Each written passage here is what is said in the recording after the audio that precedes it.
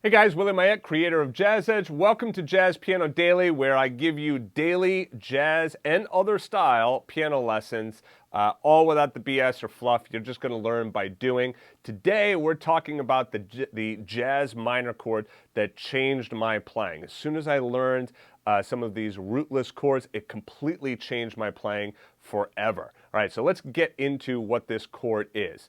All right, so now you can see here that our typical minor 7 chord, right? So our typical D minor 7 chord is just this, D, F, A, and C. This is what we would call our D minor 7 block chord or D minor 7 7th chord, okay? It is formed just by taking the 1st, 3rd, 5th, and 7th from the major scale and then flattening the 3rd and the 7th. So I took that right off of my D major scale, 1, 3, 5, and 7, and I flattened the 3rd and the 7th. Okay, so there's my D minor 7 chord. Now all you need to do to make this rootless chord voicing is simply remove the thumb, put the thumb on the F, move up each finger, and then put your top finger on the E, which is the 9th of the chords. Now the 9th of the chord works perfectly over any minor chord. So if you have a minor chord, you can always add in that 9th, okay? Now, a couple of questions that students have over the years that I want to just clarify right now. Do I have to play the 9th on top? No, I could do different inversions of this chord, okay? And there are basically two inversions, this inversion and that inversion, which we call the A and B versions of the chord, okay? So you could play that 9th anywhere. All right, the other question is, well, if I'm in, say, the key of C and I play an E minor chord, right? Am I going to play that for my 9th or that for my 9th? Okay, so am I going to play an F natural? Because since we're in the key of C, right? Key of C is all white notes, right? It's no sharps, no flats. So should it be that or should it be that? It is not that, it is this. Why is it this? Because this is the 9th of the chord. Remember, the 9th is always a whole step up from the root of the chord. The root is E, a whole step up from E is F sharp.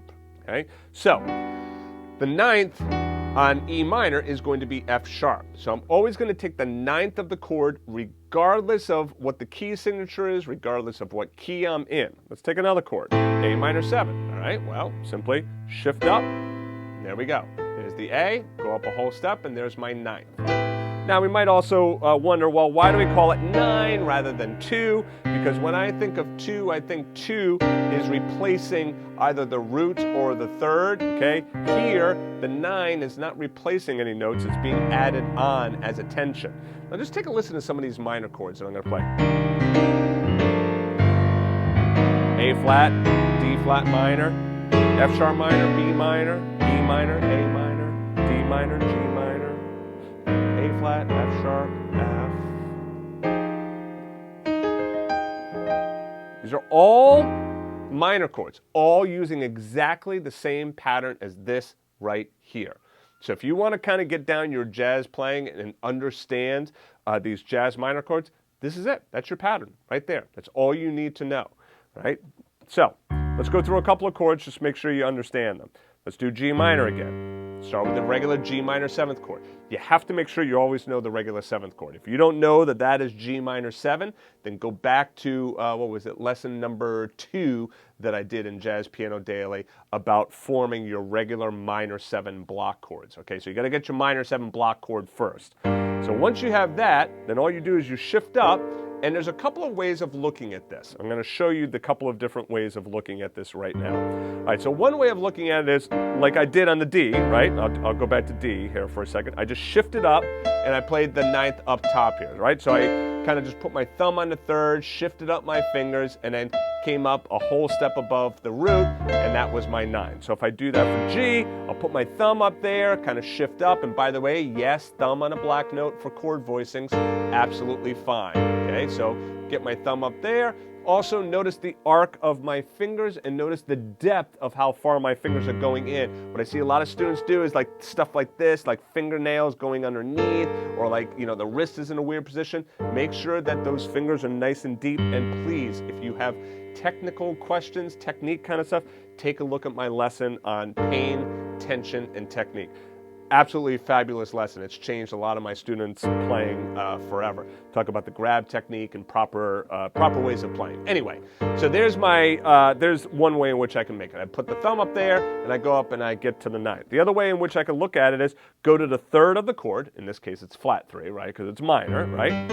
Go up to B flat and build a major 7th chord voice in there. So you can see how that's B flat major 7.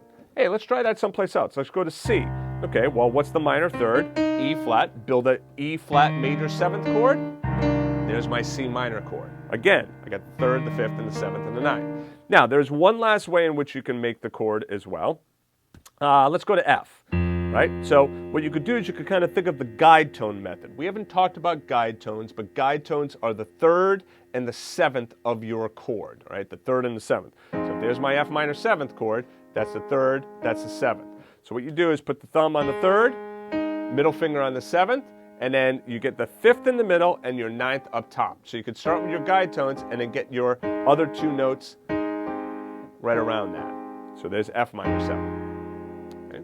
All right, so now what I'm going to do is I'm going to go through and I'm going to play all 12 rootless minor 7th chords for you. Okay. Now what I'm going to do is I'm going to play the root in the left hand, but here's the trick. Okay. This is really, really neat. All right, so first of all, let me load up once again.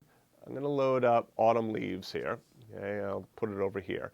And the first chord in Autumn Leaves is a C minor 7th chord. Okay, C minor 7th right there. So now what I can do is I can take this C minor 7 chord voicing and I play that down in my left hand. C minor 7. Okay. And I play my melody up top. Now listen to how that rootless chord voicing sounds when I play it along with the band track. Whoops, let me get the pickup.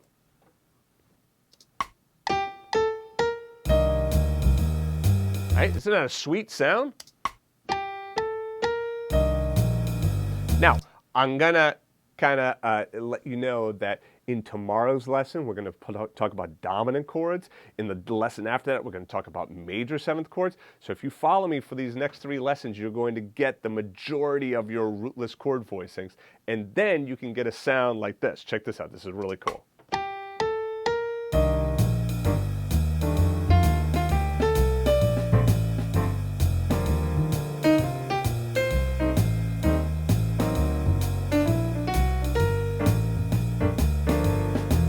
Now, isn't that a neat sound? Like that sounds like jazz piano right there, right? Because you're not playing the root of the chord. Instead, you're letting the bass player take care of the roots of all of the chords, right? But for right now, while trying to learn the chord, I'm going to play the root in the left hand just so I can hear the sound of the root, right? But know that another thing that you should practice is take all of this right here that you're playing in the right hand and do that in the left hand by itself.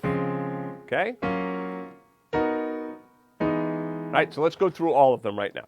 C minor 7, F minor 7, B flat minor 7, E flat minor 7, A flat minor, D flat minor, F sharp minor, B minor, E minor, A minor, D minor, G minor. And if I did them with the left hand, C minor 7, F, B flat, E flat, A flat, D flat. Some are going to be that, a little bit low, so you're probably going to want to bring it up here. F sharp, B, like check out E.